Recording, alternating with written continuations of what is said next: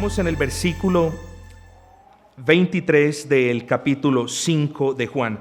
Para que todos honren al Hijo como honran al Padre. El que no honra al Hijo, no honra al Padre que me envió.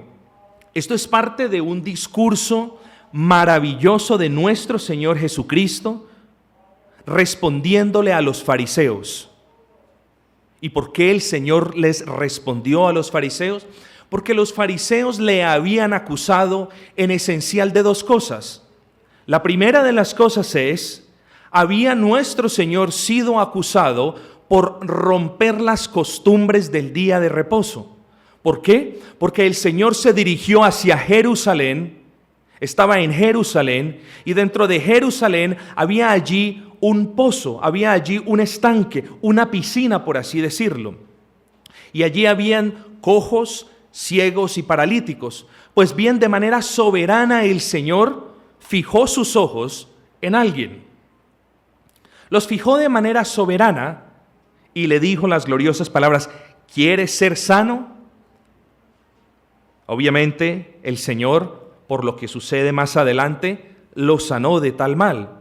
De hecho, el Señor le dijo: toma tu lecho y anda. Era todo lo que el hombre tenía. ¿Ven? Era todo lo que el hombre tenía. Y el Señor en su misericordia no solamente lo sana, sino que le dice: toma tu lecho, toma todas tus pertenencias, recoge todo lo que tú tienes y vete. Entonces, a raíz de eso, los fariseos lo ven y le dicen: ¿quién fue el que te dijo, o por qué estás llevando este lecho? ¿Y quién fue el que te dijo, lleva el lecho? El señor paralítico ya sanado le dice: bien, yo estoy llevando este lecho, yo estoy llevando mi cama, porque el que me ha sanado me ha dicho que lo hiciese. ¿Y quién es el que te ha sanado? El paralítico no puede dar razón, porque no conocía a Cristo. Es muy, muy importante que nosotros podamos ver en esta antesala, ver que no ha habido un cambio espiritual en la vida del paralítico. Quizás hasta el día de hoy hayamos tenido la plena convicción de que el paralítico hubiese sido salvo. A juzgar por las Escrituras no hay evidencia alguna que nos muestre que era salvo. Ahora, después el paralítico se encontró con Jesús en el templo. ¿Denota que el paralítico estaba allí adorando al Señor? No. Los grandes intérpretes del pasado dicen, o la mayoría dice, que estaba allí pagando su ofrenda en acción de gracias por haber sido sanado. Entonces no hay evidencia que nos diga de que el paralítico sí fue una persona salva como tal. De hecho, las palabras del Señor denotan que no había sido salvo. Ahora, ¿qué pasó con el paralítico después? Es una de esas cosas soberanas que nosotros tenemos que dejar en las Escrituras. El Señor le dice: mira, has sido sanado, no peques más para que no te venga alguna cosa peor. Cuando el Señor dice para que no te venga alguna cosa peor, se está refiriendo a alguna cosa peor de la enfermedad que ya lo había agobiado por 38 años.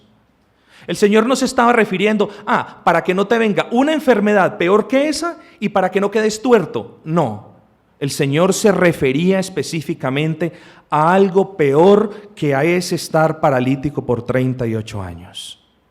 Y ese algo peor es la condenación, es el castigo eterno sin Cristo. El Señor aquí lo está llamando al arrepentimiento. No peques más, porque si no, te va a suceder algo mucho más grande de lo que tú has sufrido. Esto es a manera de antesala. Pero veamos entonces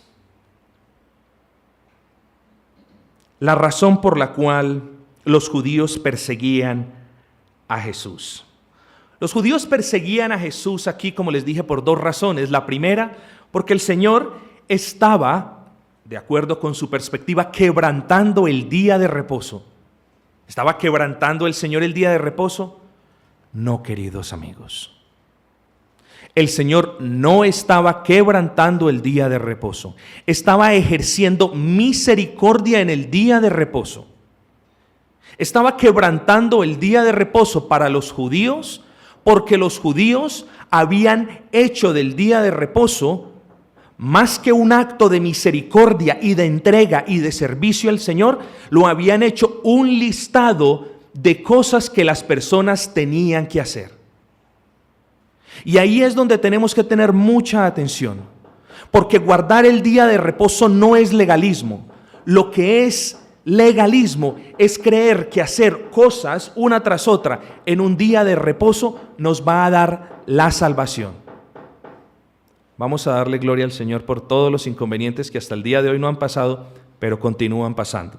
Eso es guardar el día de reposo. Entonces, el Señor estaba siendo perseguido porque, de acuerdo con los judíos, quebrantó el día de reposo. Y vemos que no quebrantó el día de reposo. Ahora, dice el Señor, mi Padre hasta ahora trabajo y yo trabajo. Si bien es cierto que el Señor creó los cielos y la tierra en días precisos de 24 horas, en 6 días precisos de 24 horas, descansó el séptimo día. ¿Por qué descansó el séptimo día? Descansó el séptimo día para que los hombres se beneficiaran del séptimo día. Por eso dice las Escrituras que el día de reposo fue hecho a causa del hombre y no el hombre a causa del día de reposo. Entonces es importante que nosotros sepamos esta diferencia. Además, si bien el Señor descansó de las obras de la creación, queridos hermanos, el Señor está constantemente activo en las obras de la providencia. Por supuesto que está. Dios no es un Dios alejado que ha decretado 4 o 5 cosas y ha dicho que esas cosas sigan, yo me quedo en mi trono. No, Dios está de constante interactuando con sus hijos, está de constante castigando al impío, está de constante trayendo gracia sobre quien ha confiado en Él. Entonces nuestro Dios es un Dios grande, es un Dios que hasta hoy trabaja, es un Dios que hasta hoy continúa cambiando vidas. Quizás pueda cambiar la tuya el día de hoy.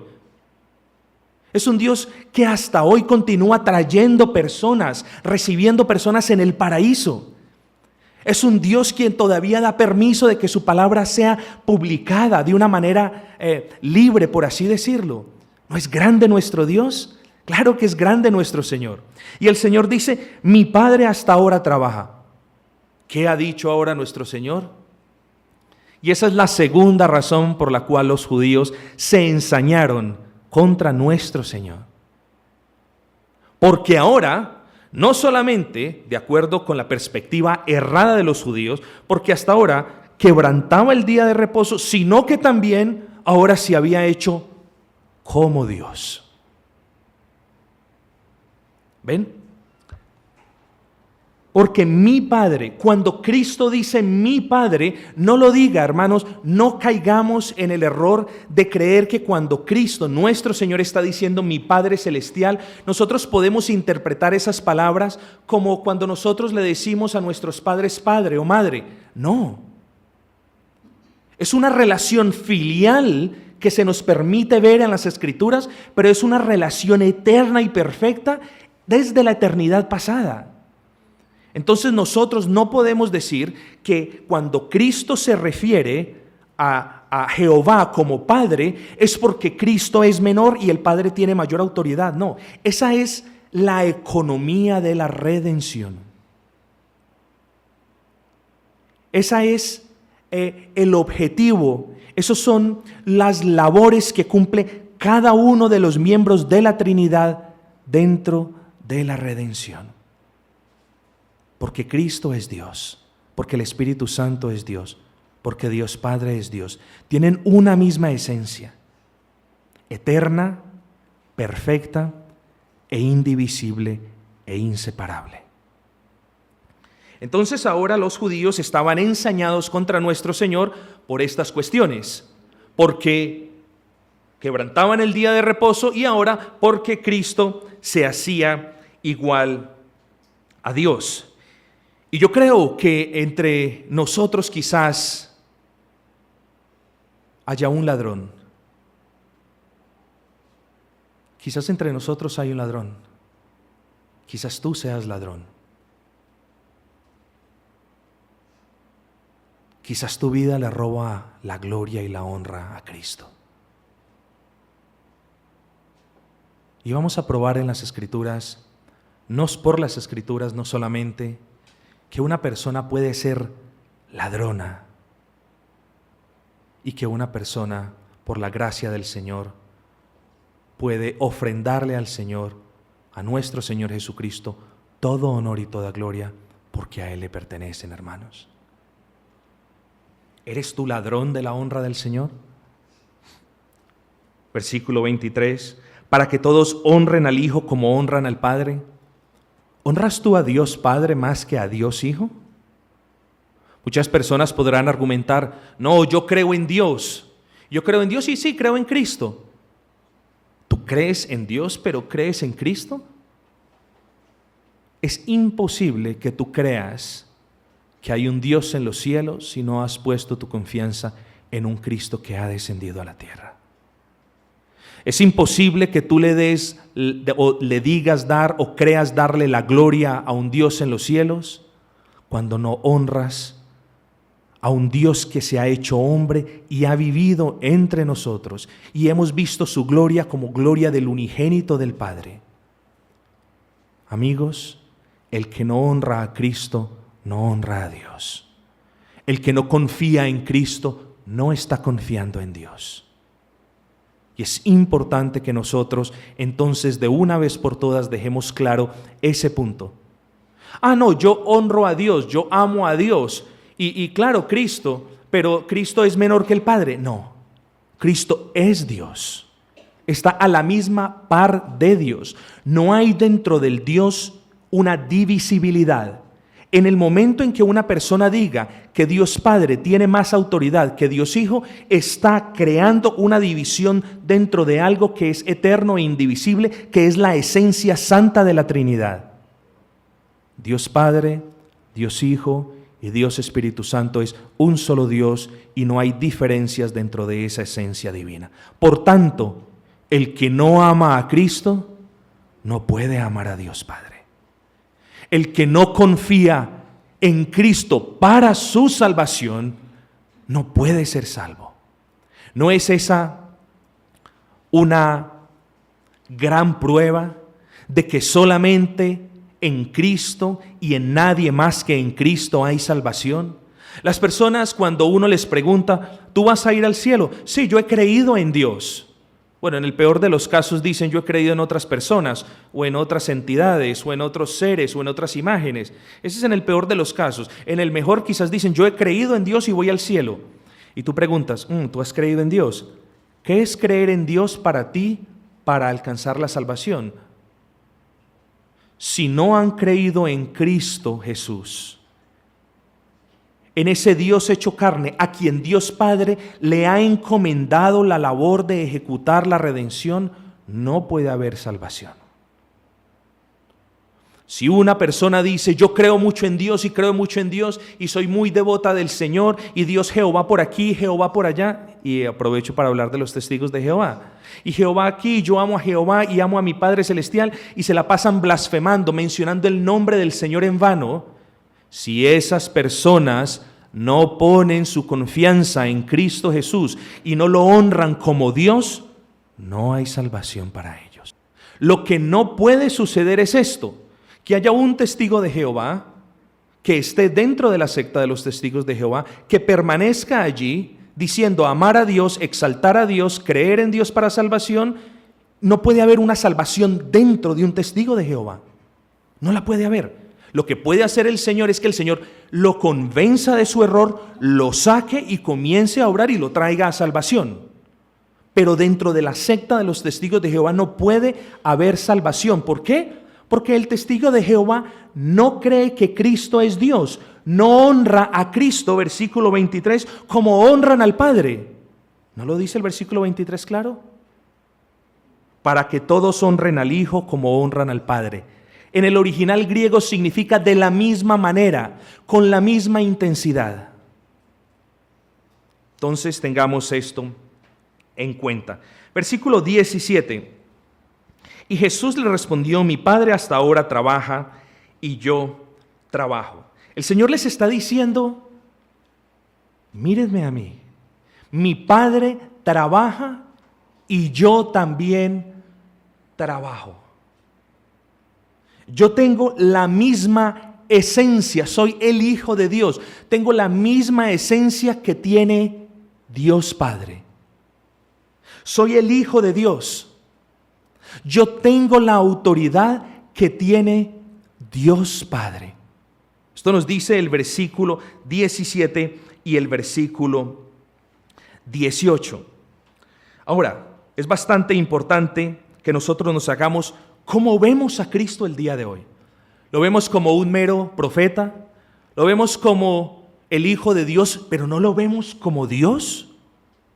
Querido amigo, que por la gracia del Señor tú puedas entender a lo largo y a lo ancho de tu mente finita que Cristo es Dios para la gloria de Dios Padre. Que tú debes honrar a Cristo como honras a Dios. Que de hecho, si honras a Dios, estás honrando a Cristo. Porque ¿cómo puedes decir tú que amas a Dios y que tienes fe en quien no puedes ver, cuando no crees el testimonio de las Escrituras de un Cristo al cual el mundo pudo ver? De un Cristo al cual el mundo pudo ver, llevando una vida perfecta, viviendo una vida perfecta y muriendo inocentemente por aquellos que se arrepienten y creen en Él. ¿Cómo pueden decir las personas que creen en Dios cuando no creen en Cristo? Es inaudito. Pero el Señor dice, versículo 19, de cierto os digo, no puede el Hijo hacer nada por sí mismo. Mucho cuidado, no puede el Hijo hacer nada por sí mismo. Es decir, el Hijo en sí mismo no tiene autoridad para hacer las cosas. Por supuesto que sí. Dice, sino lo que ve hacer al Padre. Todo lo que ha visto hacer al Padre, Cristo lo ha hecho. ¿Y por qué? Escúcheme, todo lo que Cristo ha visto hacer al Padre, Cristo lo ha hecho. Es decir, el Padre y el Hijo, uno solo, estaban en toda la creación. ¿Por qué? Versículo 1 del capítulo 1 de Juan. En el principio era el Verbo, y el Verbo era con Dios, y el Verbo era Dios. ¿Se acuerdan lo que les enseñé? Estaban cara a cara en el principio el uno con el otro. No había una división entre los miembros de la Trinidad. Dios el Padre era uno con Dios el Hijo. Estaban allí juntos.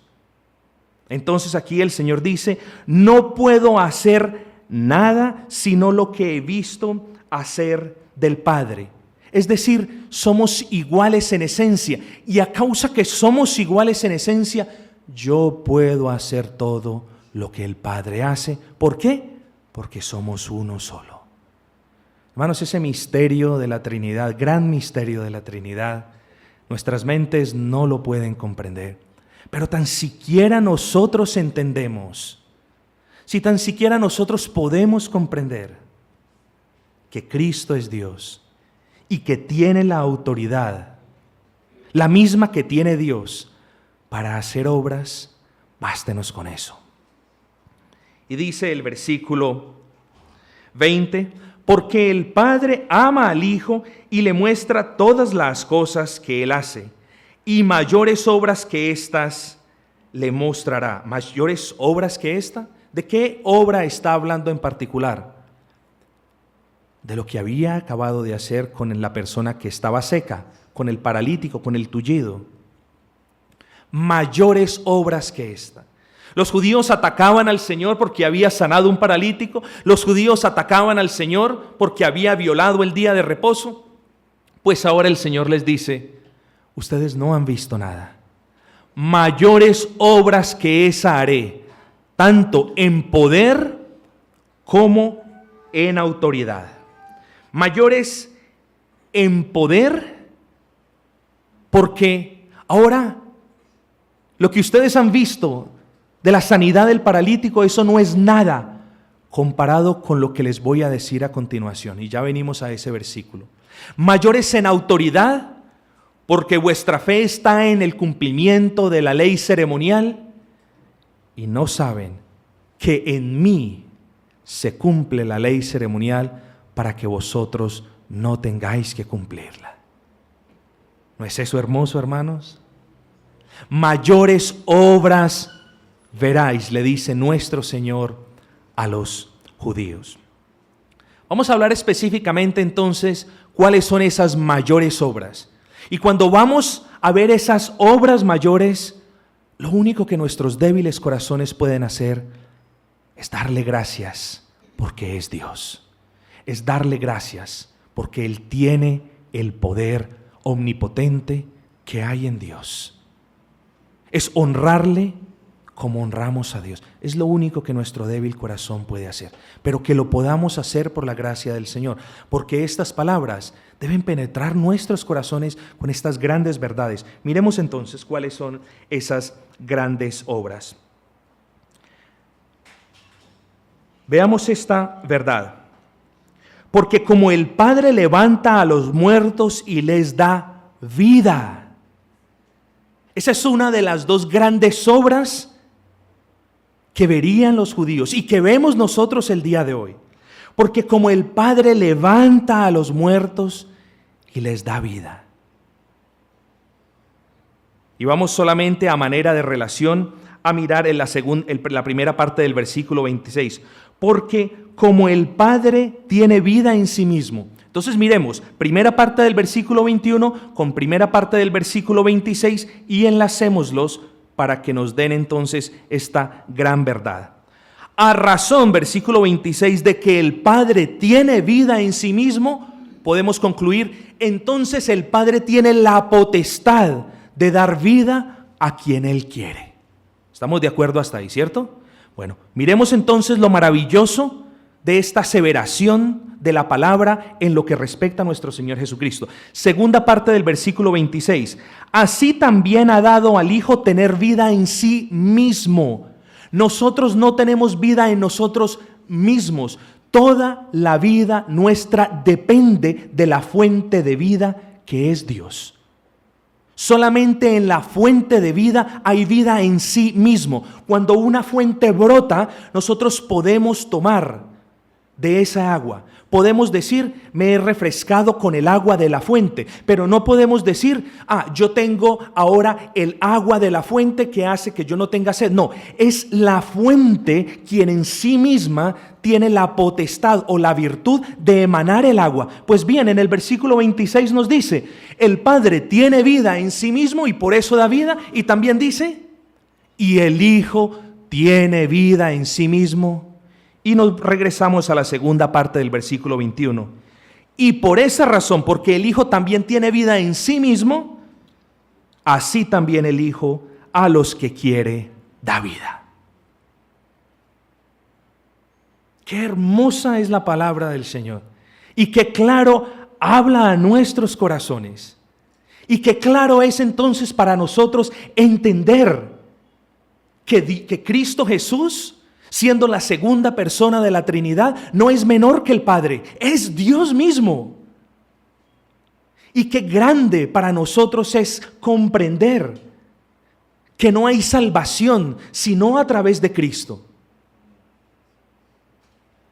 Hermanos, esa obra grande que el Señor se refería era a la conversión de las almas. Las almas estaban muertas en los delitos y pecados. Todas las almas, de hecho los que hemos puesto nuestra confianza en Cristo, que hemos estado muertos en nuestros delitos y pecados, ¿no hemos recibido vida en el Hijo? Claro que sí. Esta es la primer gran obra de la que el Señor habla. Cristo, hermanos, debemos honrarle como al Padre porque Cristo es dador de vida. Cristo es quien da la vida, es quien dio su vida para que tú tengas vida. Es quien ofreció su vida en la cruz del Calvario para que tú, si crees, vivas a través de su muerte. John Owen, un gran puritano del siglo XVII, escribió, la muerte de la muerte por la muerte de Cristo. La muerte de la muerte por la muerte de Cristo. Oh amigos, quiera tu corazón encenderse cual candela fulgurante para que aprecies la grandeza de tu Señor Jesucristo. ¿Cuál es la otra obra a la cual el Señor se refiere? Versículo 22, porque el Padre a nadie juzga, sino que todo el juicio dio al Hijo. Un momentico, ¿me está queriendo decir usted, pastor, o la Biblia, que Dios Padre no juzga a nadie? No, eso no está diciendo la palabra. Lo que las Escrituras nos están diciendo es, versículo 22, porque el Padre a nadie juzga, sino, escuchen, a través del Hijo y por el Hijo y con el Hijo. ¿Y por qué esto, pastor? Porque ya les había dicho antes, el Padre y el Hijo uno solo son. ¿No estará el gran Rey, Señor de nuestras vidas, el Señor Jesucristo, sentado en su trono juzgando en gloria y en majestad? Claro que lo estará. Hermanos, nosotros cuando vayamos a las cortes celestiales, no creamos como dicen algunos que no seremos juzgados. Seremos juzgados, pero seremos hallados justos e inocentes. ¿Por qué? En ese momento, recuerden lo que aprendíamos un par de semanas atrás, porque si ahora en vida hemos confiado en Cristo y hemos puesto nuestras vidas en sus manos, hemos sido justificados mientras hemos transitado por este mundo vano y pasajero. No es que nosotros nos vamos a presentar allá con una incertidumbre y con unas expectativas de qué es lo que me va a decir el Señor. No, nosotros ya sabremos cuál es el veredicto. Si has despreciado la palabra de Cristo, si no has honrado a Cristo como debes honrar al Padre, tú ya sabes cuál es el veredicto. El veredicto es culpable. Entonces, en vida, nosotros sabemos hacia dónde nos dirigimos. Que una persona quiera suprimir esa conciencia que tiene del pecado y de que hay un Dios y de que sabe a dónde se dirige es otra cosa. Pero cada uno de nosotros, en las fibras de nuestra alma, de manera hermosa, bordado, por así decirlo, con el hilo de la gracia, sabemos que nos vamos a dirigir hacia las moradas celestiales. Porque el Padre a nadie juzga. El Padre no juzga sin el Hijo, ya lo dijimos. Y es importante entonces que nosotros entendamos que el Padre le ha dado el juicio al Hijo, no de una manera exclusiva, me explico. Toda la Trinidad está junta en todo momento. Mientras que decimos que Dios Padre tenía o tiene que castigar el pecado y que Dios Hijo descendió de los cielos a la tierra para justificarnos y que fue el Espíritu Santo quien tomó toda esa redención y la aplicó en nuestros corazones para que entonces pudiésemos ir a Cristo y pedir perdón. Si vemos bien la parte de cada una de las personas de la Trinidad en esta obra redentora, no podemos separar ningún miembro de la Trinidad de ninguna de sus obras. No lo podemos hacer. Sí, aún en el juicio hay Dios Padre, está Dios Hijo. ¿Y dónde está el Espíritu Santo? ¿Está en una esquina? Y lo digo con reverencia. Por supuesto que no.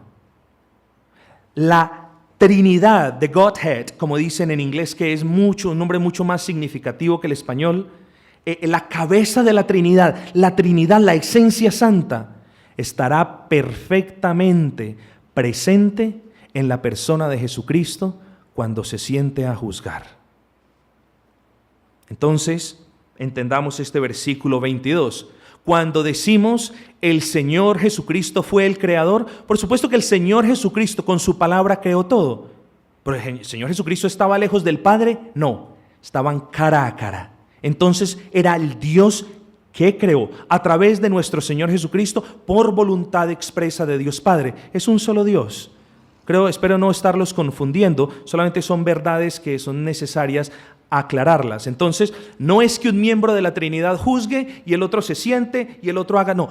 Todo Dios, toda la esencia de Dios está o estará juzgando. Y lo hará por medio de nuestro Señor Jesucristo. Y veamos entonces qué sigue luego. Vamos a ver el versículo 24. De cierto os digo que el que oye mi palabra y cree al que me envió tiene vida eterna y no vendrá a condenación. Esas son las cosas maravillosas de las cuales el Señor hablaba, a las cuales el Señor se refería. La vida en el círculo espiritual. Y eso nos dice el versículo número 24. El resultado de creer en su palabra, ¿cuál es? Que las personas iban a venir de muerte a vida.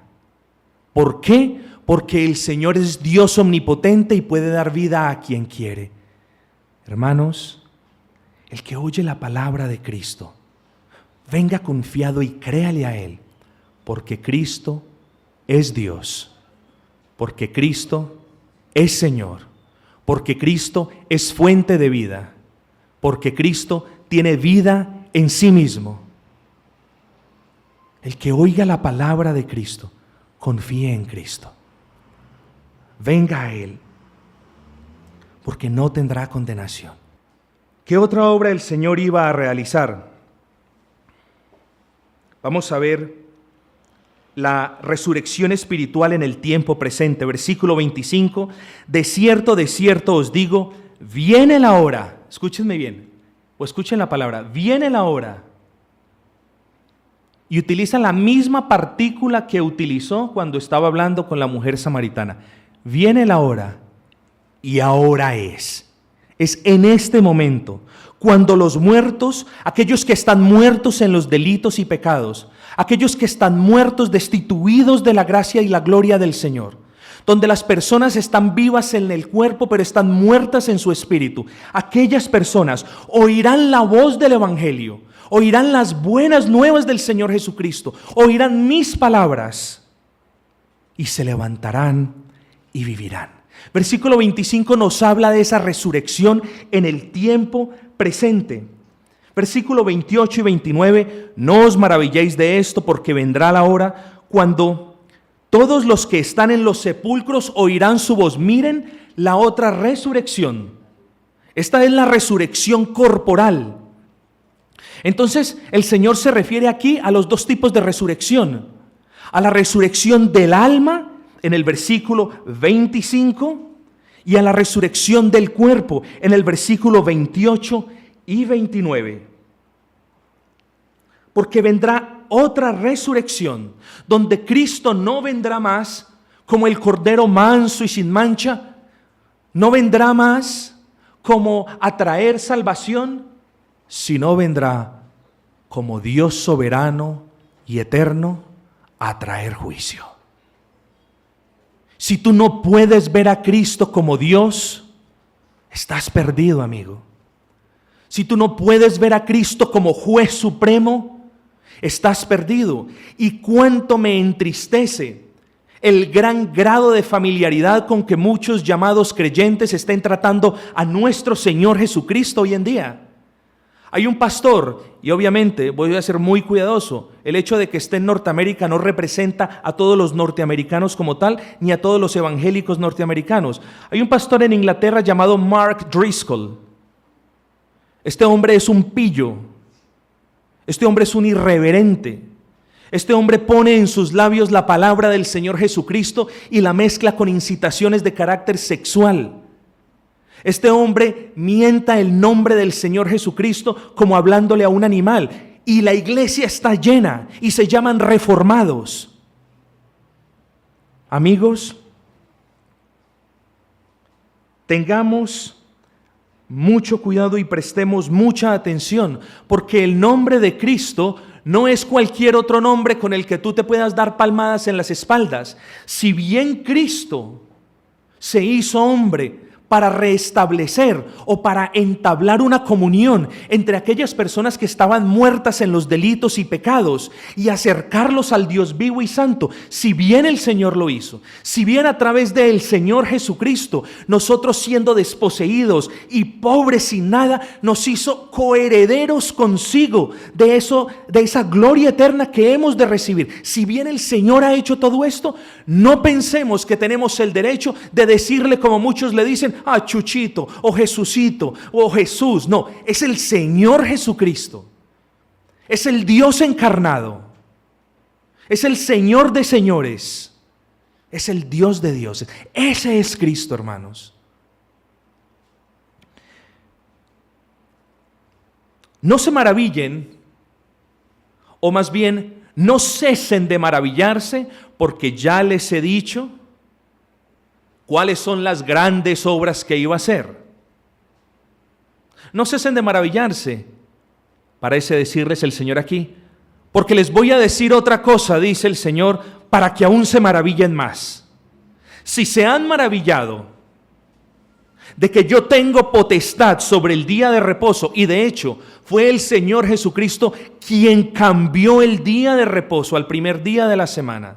Si de hecho yo tengo potestad sobre el día de reposo, si de hecho yo tengo potestad sobre las personas, si de hecho yo tengo el poder para dar vida, porque tengo vida en mí mismo, si de hecho yo soy como el Padre porque soy el Hijo del Padre, porque tengo la misma esencia del Padre. Ahora, si eso los ha maravillado, continúense maravillando, porque les voy a decir algo, dice el Señor. Versículo 28, no os maravilléis de esto. Y esto quiere decir, no terminen de maravillarse con lo que les he dicho hasta este punto. Porque vendrá la hora. Miren, vendrá la hora es muy diferente de vendrá la hora del versículo 25. En el versículo 25 dice, porque viene la hora, y hace la aclaración, y ahora es. Pero en el versículo 28 dice, porque vendrá la hora. Va a haber una hora que ya está escrita en la providencia del Señor. Vendrá la hora cuando oirán alguna voz. No, oirán la voz de Cristo. Nadie podrá no escuchar la voz de Cristo. Oirán la voz de Cristo. Todos los que estén viviendo verán al Señor, oirán al Señor. Y todos los que estén bajo tierra también oirán su voz.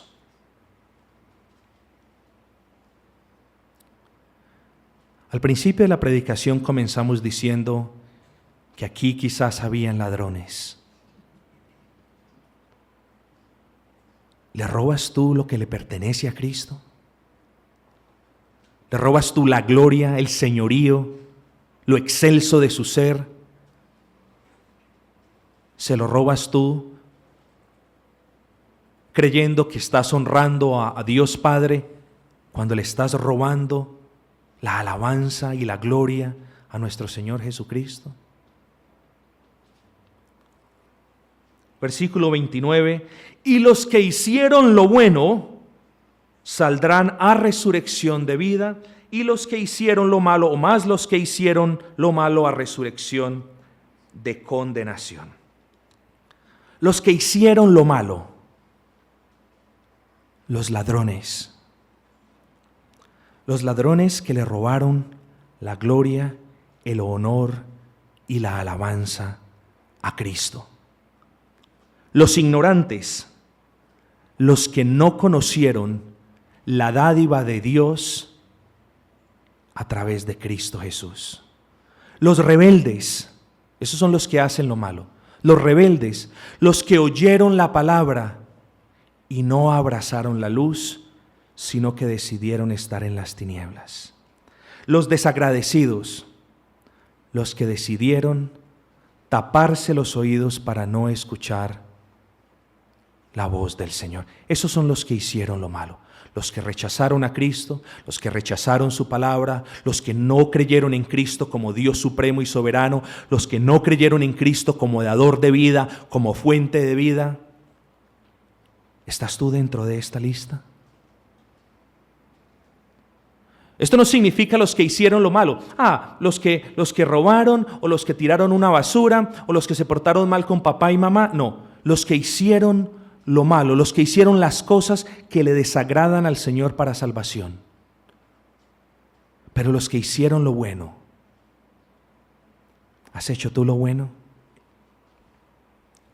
¿Crees en Cristo? Alábale a Cristo porque es Dios. Cristo es dador de vida. Vive tu vida en Cristo. Muévete a apreciar estas grandes cosas, hermanos. Y que la gracia del Señor te acompañe a lo largo de esta semana, sin que se te olvide. Versículo 23. Honrar al Hijo como honran al Padre. Y la razón la da Cristo. Porque el que no honra al Hijo no está honrando a Dios.